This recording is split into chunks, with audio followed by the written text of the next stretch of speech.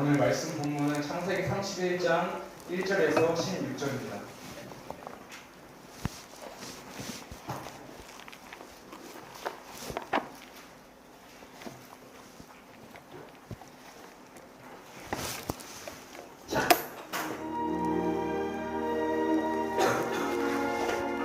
야곱이 라반의 아들들이 하는 말을 들으시고 야곱이 우리 아버지의 소유를 다 빼앗고 우리 아버지의 소유로 말미암아 이 모든 재물을 모았다. 야곱이 라반의 안식을 본즉 자기에게 대하여 전도같이 아니하더라.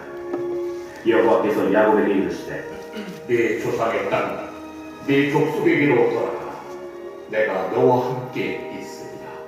야곱이 사람을 보내어 라헬과 레아를 자기 양떼가 있는 들로 불러다가 내가 그들의 아버지의 안식을 본즉 내게 대하여 전복하지 아니하도다. 그러할지라도 내 아버지의 하나님은 나와 함께 계시느니라. 그대들도 알거니와 내가 힘을 다하여 그대들의 아버지를 섬겼거늘 그대들의 아버지가 나를 속여 품삯을 10번이나 변경하였느니라. 그러나 하나님이 그를 막으사 나를 해치지 못하게 하셨으나 그가 이르기를 점 있는 것이 내 삭시되리라 하면 온 양떼가 낳은 것이 점 있는 것이요 또 얼룩무이 있는 것이 내 삭시되리라 하면 온 양떼가 낳은 것이 얼룩무이 있는 것이니 하나님이 이같이 그대들의 아버지의 가축을 빼앗아 내게 주셨느니라. 그 양떼가 새끼 뵐 때에 내가 꿈에 눈을 들어보니 양떼를 탄 순양은 다 얼룩무이 있는 것과 점 있는 것과 아름진 것이었노라. 꿈에 하나님의 사자가 내게 말씀하시기를 야곱아 하기로 내가 대답하기를 여기 있나이다 하매 이르시되 내 눈을 들어보라. 양떼를 탄 순양은 다 얼룩무이 있는 것, 점 있는 것과 아름진 것이니라. 라반이 내게 행한 모든 것을 내가 보았노라. 나는 베델의 하나님이라. 내가 거기서 기둥에 기름을 붓고 거기서 내게 선하였으니 지금 일어나 이곳을 떠나서 내 출생지로 돌아가라 하시느니라. 라헬과 레아가 그에게 대답하여 우리가 우리 아버지 집에서 무슨 분깃이나 유산이 있으리요. 아버지가 우리를 팔고 우리의 돈을 다 먹어버렸으니 아버지가 우리를 외국인 창녀 여기는 것이 아닌가. 하나님이 우리 아버지에게서 취하여 가신 재물은 우리와 우리 자식의 것이니 이제 하나님이 당신에게 이르신 일을 다 준행하라. 아멘. 목사님께서 하나님의 인도하심을 분별하는 삶이라는 제목으로 설교 말씀을 전해주시겠습니다. 네, 일주일 동안 평안하셨나요?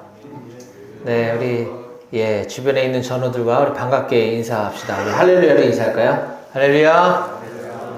예, 그래요. 네, 지난 한 주간도 여러분들 하여튼 고생이 많았습니다. 이제 곧 있으면 11월이 다가오는데 지금 아직까지도 날씨가 예년하고 좀 올해는 많이 다른 것 같아요. 이때쯤 되면 꽤 추워졌어야 되는데 아직도 낮에는 반팔을 입을 정도로 날씨가 좀 이상한데 이러다가 이제 갑자기 추워지면 올겨울은 여느 해보다 더 춥다고 합니다. 그러니까 건강관리에 각별히 유의하셔서 감기 걸리는 일이 없도록 하면 좋겠습니다. 네, 오늘은 군종병 간담회가 있는 날이죠. 매월 마지막 주. 그래서 그 신청하신 분들은 이따가 우리 이동희 중사님이 이따 광고하실 때 그 시간에 맞춰서 나오면 차량으로 이동하도록 하겠습니다. 군종병 간담회는 월 1회 매월 마지막 주에 진행이 되고 특별한 건 없습니다. 그냥 사는 얘기 서로 나누고 그리고 좀 특별한 간식을 이렇게 준비하고 있으니까 웬만하면 참석하는 게 좋을 것 같다 하는 생각이 듭니다. 그리고 세례 희망하는 우리 용사가 있습니다. 몇 명, 네 명 정도 있는 것 같은데, 세례 희망하시는 분들에 대해서는 세례전 교육을 실시해야 합니다. 그래서 다음 주일날 세례전 교육을 실시하도록 하겠습니다.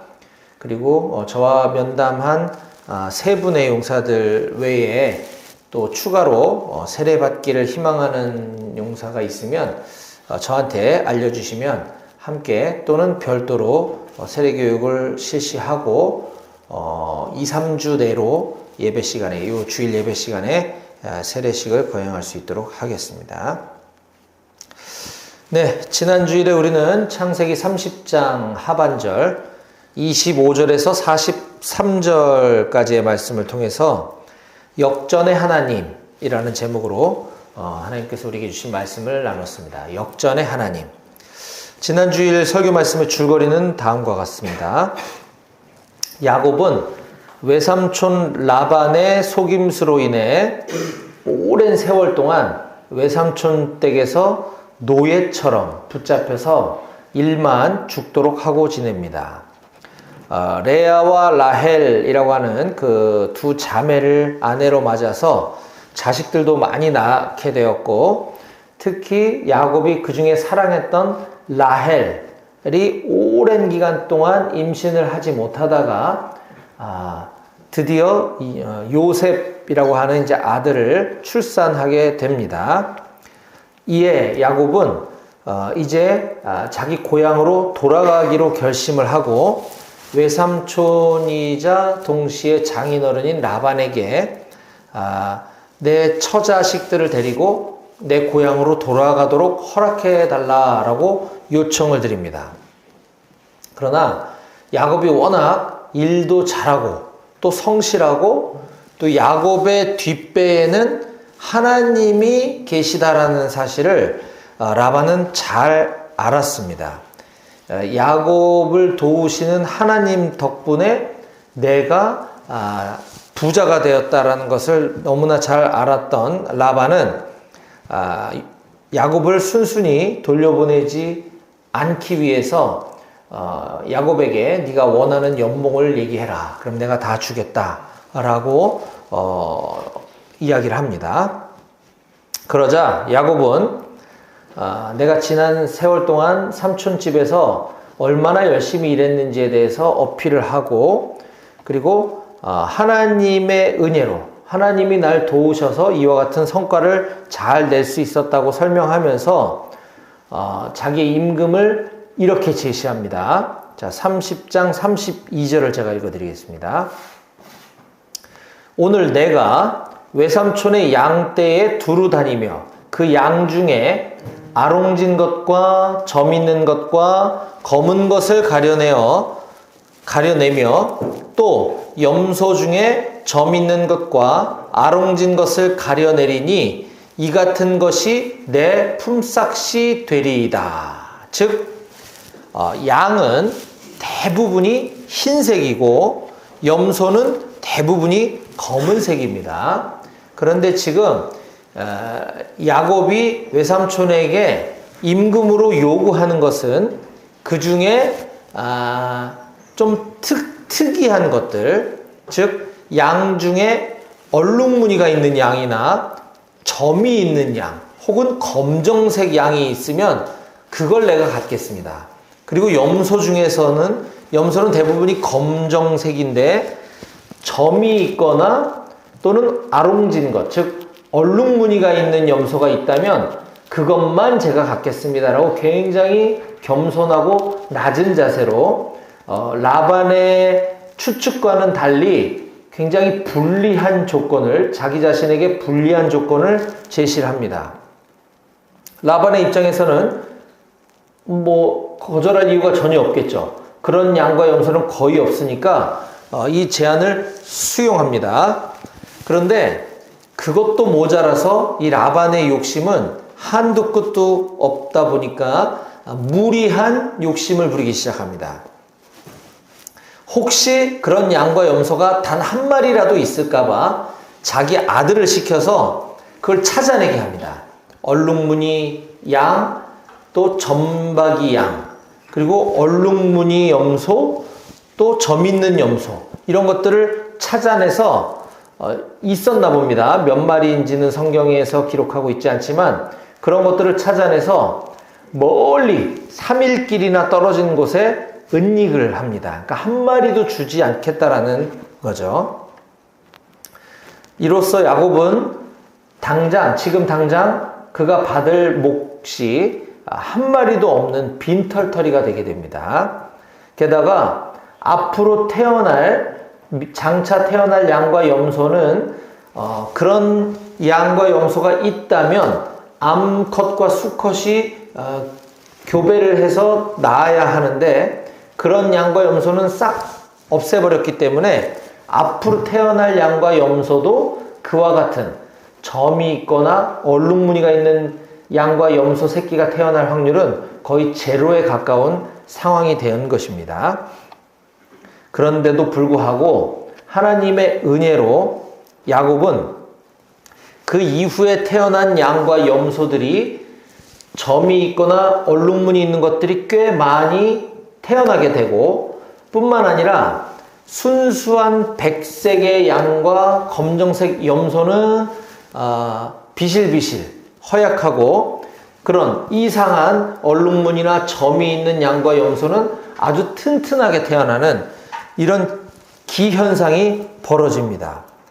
따라서 야곱은 금방 큰 부자가 될 수 있었다 하는 내용이 지난주 말씀의 줄거리였습니다. 자, 이것을 통해서 하나님이 우리에게 주시는 교훈은 다음과 같았죠. 야곱이 하나님께 복을 받은 자다라고 하는 사실을 라반이 알고 있었던 것처럼 우리도 마찬가지로 하나님께 복을 받은 사람이라는 것을 우린 깨달아야 합니다. 그리스도인들은 하나님께서 우리와 늘 함께 하시기 때문에 이미 우리는 많은 복을 받고 있다. 그 우리가 복을 받은 자라고 하는 사실을 주변에 있는 사람들, 세상에 있는 사람들에게 드러내줘야 한다. 그런 삶을 살아야 된다. 라고 나눴습니다.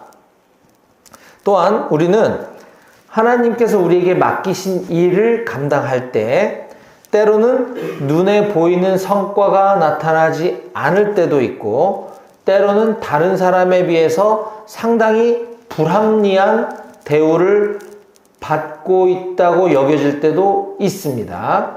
아마 지금 군복무 하면서도 그럴 수가 있고 앞으로 사회생활 하다 보면 그런 일들은 반드시 겪게 됩니다. 그때 우리는 결코 실망할 필요가 없다.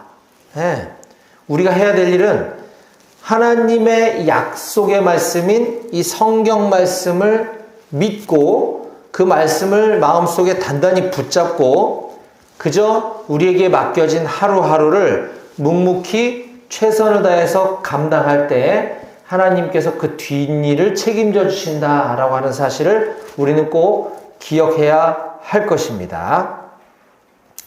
네, 이제 계속 이어지는 오늘 본문 말씀을 살펴보도록 하겠습니다.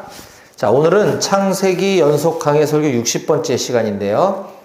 오늘 우리에게 주신 본문은 창세기 31장 1절부터 16절까지 말씀을 통해서 하나님 오늘 우리에게 주신 말씀을 나누도록 하겠습니다.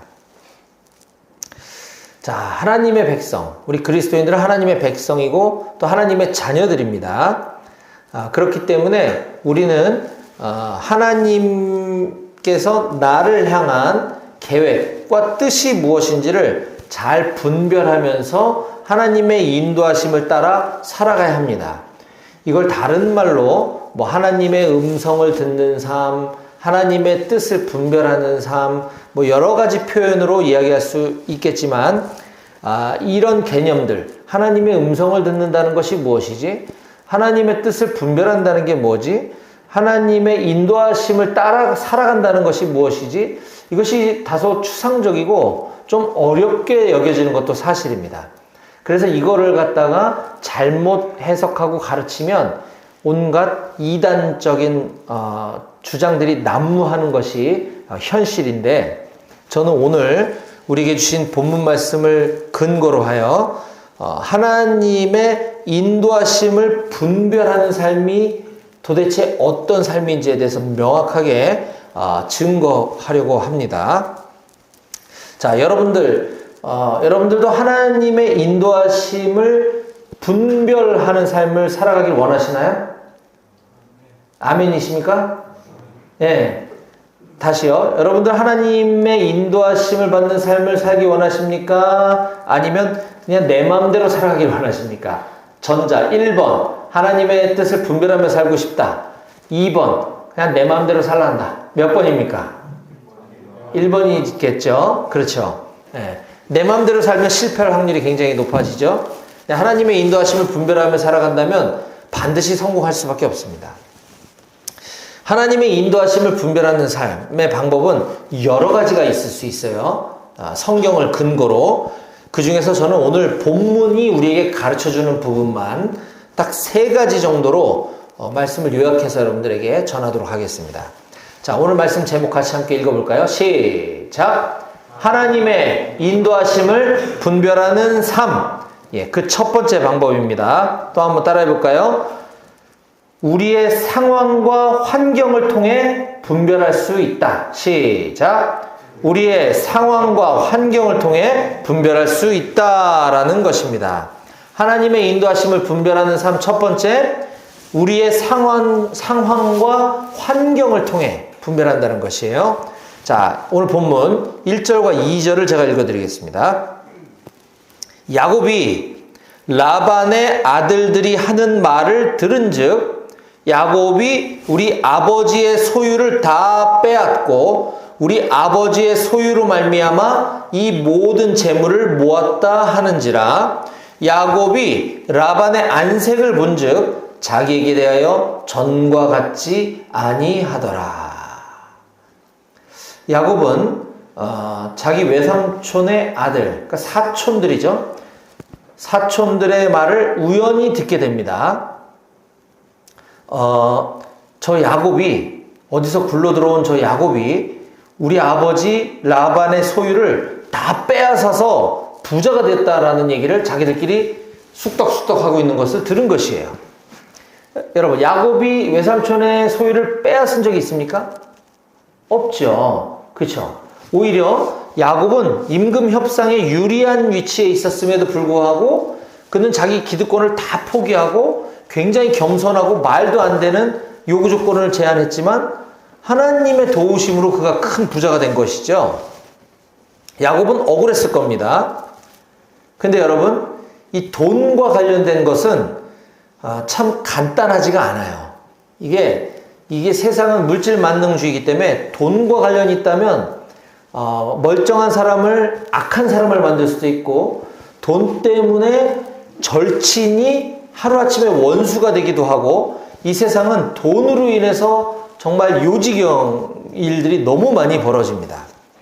때로는 돈 때문에 사람을 해치는 경우도 있고 또 도둑질하는 등 각종 범죄들, 그 외에 수많은 범죄들도 대부분이 이 돈과 관련이 있다고 해도 과언이 아닐 것입니다. 2절에 보니까 외삼촌 라반이 분명 그의 속은 그렇지 못했을지라도 겉으로는 항상 야곱을 대할 때 사랑스러운 표정과 네 덕분에 내가 잘 살게 되었다라고 하는 어떤 그런 고마움과 어떤 그런 태도로 야곱을 대했었던 외삼촌 라반이었었습니다.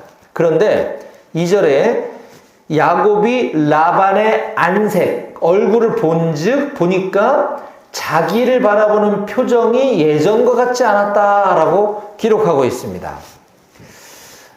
그의 아들, 사촌들은 지금 내가 라반의 재산을 빼앗았다라고 수군거리고 있고 외삼촌마저 나를 바라보는 눈빛이 예사롭지 않다. 예전과 다르다라는 것이에요.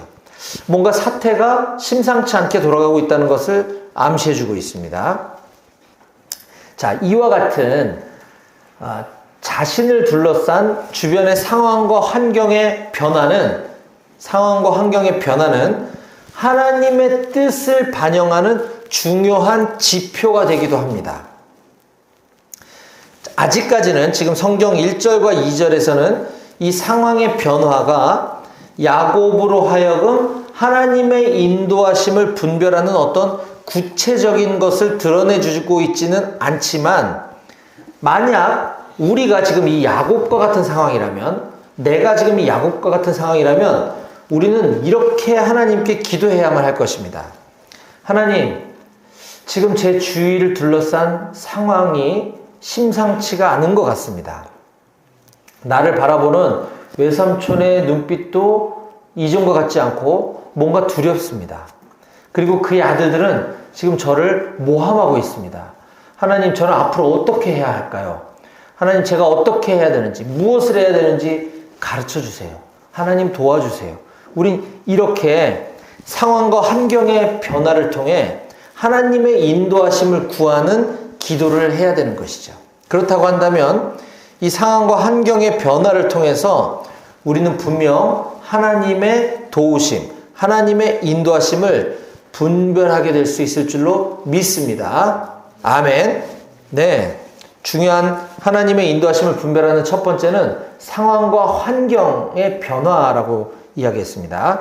자, 두 번째. 하나님의 인도하심을 분별하는 방법 두 번째입니다. 따라해 볼까요? 하나님의 말씀. 그렇죠. 하나님의 말씀입니다. 3절 말씀 보겠습니다. 31장 3절. 여호와께서 야곱에게 이르시되, 여호와께서 야곱에게 말씀하시되, 내 조상의 땅, 내 족속에게로 돌아가라. 내가 너와 함께 있으리라 하신지라. 예, 여호와께서 야곱에게 이렇게 말씀하셨다는 거예요. 그렇죠? 자, 11절 봅니다. 11절. 꿈에 하나님의 사자가 내게 말씀하시기를, 야곱아 하기로 내가 대답하기를 여기 있나이다 하매, 이르시되 말씀하시되 네 눈을 들어 보라. 양떼를 탄 순양은 다 얼룩무늬 있는 것, 점 있는 것과 아롱진 것이니라. 라반이 내게 행한 모든 것을 내가 보았노라. 나는 베델의 하나님이라. 지금 하나님이 야곱에게 계속 말씀하고 계시는 거예요. 내가 거기서 기둥에 기름을 붓고 거기서 내게 서원하였으니 지금 일어나 이곳을 떠나서 내 출생지로 돌아가라 하셨느니라. 아멘.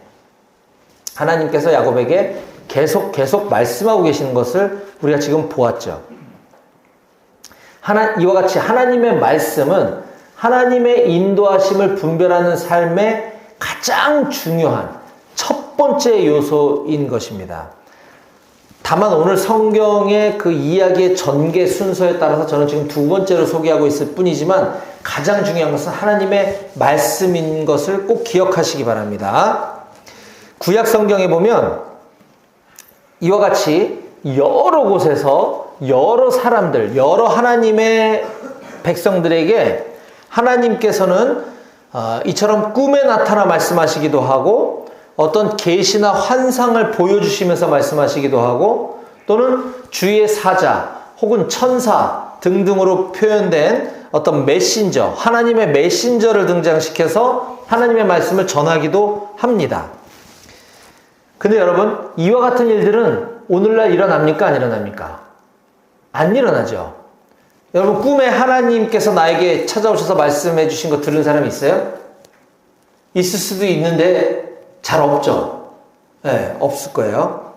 그리고 갑자기 뭐 어떤 계시나 환상을 본 사람이 있습니까, 여러분? 네, 있을 수도 있지만 거의 없어요.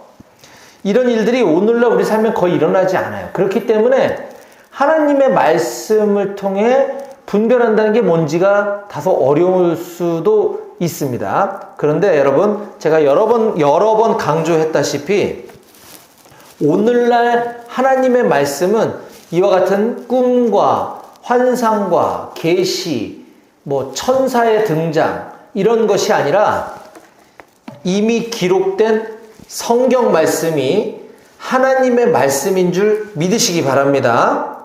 아멘. 예, 이거 굉장히 중요합니다. 이때 구약 시대에는 성경이 없었어요. 그래서 하나님이 직접 말씀해 주셨습니다. 근데 이미 이 성경책 안에 뭐 수천만 년 전인지 수억 년 전인지 알 수 없지만 태초에 하나님이 이 세상을 처음 만드실 때부터 지금부터 약 2000년 전, 비교적 최근입니다. 그때까지 하나님이 하신 말씀들이 여기에 다 기록되어 있다는 거예요. 그래서 우리는 더 이상 그와 같은 꿈을 통해 하나님의 말씀을 듣는다거나 계시나 환상을 통해 듣는다거나 천사를 통해 들을 필요가 없어진 것이죠. 하나님의 말씀이 기록된 성경이면 충분하다라는 것입니다. 그러나 오늘날에도 이 구약 성경에 기록된 이와 같은 일들이 아예 안 일어나는 것은 아닙니다. 어떤 곳에서 그런 일이 일어날까요? 꿈을 통해서 하나님이 말씀하신다거나 천사를 보내신다거나 계시와 환상을 통해 말씀하시는 경우, 성경이 없는 경우가 그렇겠죠. 그렇죠? 네, 하나님은 누구나 똑같이 사랑하십니다. 근데 우리에게 성경을 주셨어요. 그러니까 다른 방법으로 말씀하실 이유가 없는 거죠. 그런데 성경이 없는 곳이 있겠죠. 또는 성경을 갖고 있을 수 없는 곳이 있겠죠. 예를 들어 미전도 종족, 문맹, 미개한 종족, 민족들이 있을 거예요. 글을 모른다거나 그래서 성경이 아예 없는 지역들, 또는 성경은 있으나 성경을 갖고 있으면 법적으로 처벌받는 곳, 대표적으로 북한과 같은 공산주의 국가, 또는 알라신만 믿도록 강요당하고 있는 이슬람권에 있는 국가들은 성경을 소유하고 있으면 불법입니다. 심한 경우는 사형도 시켜요. 네. 이런 곳에서는 하나님이 꿈을 통해 또는 환상을 통해 천사를 통해서 말씀하시는 일들이 오늘날에도 비일비재하게 일어나고 있습니다. 그렇기 때문에 이것이 아예 없어졌다라고 말할 수도 없는 것이에요. 그러나 우리 자유 대한민국 같은 나라에서는 그런 일들이 일어날 일이 거의 없다 보면 맞을 것입니다. 제가 이 말씀을 드리는 이유는 오늘날에도 우리 대한민국 안에도 꽤 많은 사람들이 이렇게 주장하는 사람들이 있어요. 하나님이 나에게 이렇게 말씀하셨습니다. 하나님이 나에게 이런 책을 쓰라고 가르쳐 주셨습니다. 책의 내용도 가르쳐 주시고 목차까지 하나님이 꿈속에서 나한테 다 가르쳐 주셨습니다. 이런 사람들이 꽤 있어요. 여러분도 황당하다고 느낄지 모르겠지만 최근까지도 굉장히 활발하게 사역을 했던 아주 유명한 사역자들 중에도 이런 사람들이 꽤 있습니다. 이 사람들이 이렇게 얘기하는 거는 나는 하나님과 어떤 특별한 관계에 있어 라고 하거나 나는 영적으로 어떤 탁월한 능력을 갖고 있다는 것을 과시하기 위해서 과장했거나 또는 거짓말을 보태서 이야기하는 사람들입니다. 그래서 그런 사람들의 말은 믿어서도 안 되고 그런 사람들은 이단이라고 보는 것이 맞습니다. 멀리해야 합니다. 저도 그 사람 설교를 많이 들어봤지만 최근까지도 명확하게 이 사람 이단이다라고 이야기하지 않았는데 최근에 여러 가지 막 불륜 스캔들이 터지고 또 이 선교회 자금을 막 횡령하고 이런 사람 중에 대표적으로 마지막 신호라는 책을 쓴 캄 선교회의 데이비드 차라고 하는 사람이 있습니다. 굉장히 많은 영향력을 끼친 사람인데 이 사람이 쓴 이 마지막 신호라는 책 자체가 바로 그런 주장으로 쓴 책이에요. 하나님이 꿈에 나에게 그 내용을 다 알려주셨다. 목차를 가르쳐 주셨다. 그래서 베스트셀러가 됐어요. 이 기독교 신앙서적 중에 베스트셀러입니다. 마지막 신호. 근데 나중에 이 책이 다른 사람의 책을 그대로 뺏겨 쓴 것이 드러났죠. 표절이죠. 거짓말한 거잖아요. 네. 그래서 이런 내가 하나님의 음성을 들었다, 하나님 나에게 가르쳐 주셨다 이렇게 얘기하는 사람들은 대부분 가짜라고 보시면 맞습니다. 하나님의 말씀을 통해서 우리는 인도하심을 분별할 수 있다. 그러나 그 하나님의 말씀은 성경 말씀이다라고 하는 사실을 반드시 기억하시기 바랍니다. 네, 마지막 하나님의 인도하심을 분별하는 삶 세 번째는 믿음의 사람들의 조언을 통해서입니다. 한번 따라해 볼까요? 믿음의 사람들의 조언.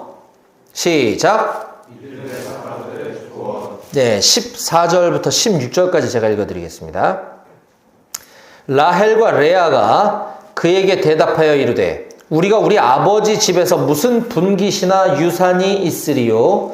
아버지가 우리를 팔고 우리의 돈을 다 먹어버렸으니. 저 이거 읽다가 이제 웃음이 빵 터졌는데 여러분은 안 터지시나 모르겠는데 아버지가 우리를 팔고 우리의 돈을 다 가져갔으니 해도 되는데 다 먹어버렸으니라고 했어요. 재밌죠? 아버지가 우리를 외국인처럼 여기는 것이 아닌가. 하나님이 우리 아버지에게서 취하여 가신 재물은 우리와 우리 자식의 것이니 이제 하나님이 당신에게 이르신 일을 다 준행하라. 네. 야곱은 레아와 라헬 자기 그 두 부인을 에게 이 상황을 다 설명했습니다. 그래서 그들이 조언을 구한 거죠. 동의를 얻은 겁니다. 그러자 라헬과 레아가 야곱의 말에 동의하고 있는 것을 지금 우리가 볼 수가 있습니다. 이 레아와 라헬은 이제부터 야곱과 함께 운명을 같이 할 운명 공동체입니다. 부부기도 하지만 운명 공동체예요. 비록 그녀들의 육신의 부모 아버지인 이 라반이지만 이 라반의 잘못에 대해서 그들은 적나라하게 판단할 줄 알았고 야곱과 함께 운명을 같이 하기로 결정을 합니다. 그래서 하나님이 당신에게 하신 말씀을 그대로 행하라 라고 조언해주고 있습니다. 야곱이 어려운 결정, 힘든 결단을 내릴 수 있도록 옆에서 힘을 실어준 것이죠. 자, 이것이 바로 믿음의 공동체, 믿음의 동역자들이 필요한 이유입니다. 더 나아가 이것은 우리가 신앙생활을 혼자 해서는 안 되고 반드시 이와 같은 교회 공동체를 통해서 해야 되는 매우 중요한 이유가 되기도 합니다. 오늘날 유튜브나 이런 온라인을 통해서 좋은 설교 말씀들 많습니다. 신앙 서적들이 많아요. 그런 것들 사서 보고 유튜브에서 설교 듣고 한다고 그것이 신앙생활이 아니라는 것입니다. 신앙생활에 약간의 유익과 도움은 될 수 있지만 중요한 것은 믿음의 공동체를 통해서 믿음의 동역자들과 함께 교제를 나누며 신앙생활을 해야 된다는 것이에요. 왜냐하면 그래야 우리는 하나님의 인도하심을 분별할 수 있기 때문입니다. 우리는 어떤 생활에서, 어떤 상황에서 이것이 하나님의 뜻인지, 하나님의 인도하심인지, 그렇지 않은 것인지에 대해서 아무리 내가 성경을 읽고 아무리 상황과 환경을 통해서 분별해 보려고 해도 잘 안 될 수가 있습니다. 우리는 미성숙하고 완전하지 못한 존재이기 때문에 성경은 완전하지만 내가 성경을 통해서 하나님의 인도하심을 분별하는 것은 불완전하다는 것을 우리가 깨달아야 합니다. 그럴 때 내 곁에서, 우리 곁에서 그 문제를 함께 놓고 기도해 줄 수 있는 동역자, 같이 성경을 묵상하면서 나의 인도하심을 함께 분별해 줄 수 있는 믿음의 동역자가 반드시 필요한 것입니다. 저는 여러분들이 군생활하는 기간 동안에는 저를 포함한 여러분 모두가 그런 믿음의 동역자들이 다 되어주시길 간절히 소망합니다. 아멘. 이제 오늘 말씀을 정리하겠습니다. 우리는 오늘 하나님의 인도하심을 분별하는 삶의 방법 3가지를 살펴보았습니다. 야곱이 20년 만에 고향으로 돌아가야겠다라고 결심하게 된 결정적인 계기가 된 것은 그것이 하나님의 인도하심이라는 분명한 확신이 있었기 때문입니다. 야곱이 그것이 하나님의 인도하심이라는 확신을 가지고 그것을 분별할 수 있었던 중요한 것은 바로 하나님의 말씀을 통해서였고, 또 상황과 환경을 통해서 분별할 수 있었고, 또 그의 운명 공동체, 신뢰할 만한 사람, 신앙의 사람들을 통해서 그걸 분별할 수 있었던 것이죠. 야곱은 상황이 두렵거나 앞으로 전개될 것이 무서워서 그걸 회피한 것이 아니라 하나님의 인도하심을 분별했다라고 하는 사실을 반드시 기억하시기 바랍니다. 저는 우리 사랑하는 높은 뜻 배고교의 모든 장병들이 앞으로의 인생을 살아가면서 이처럼 하나님의 인도하심을 분별하는 삶을 모두 다 살아가시기를 주님의 이름으로 간절히 축원합니다. 아멘. 기도하시겠습니다.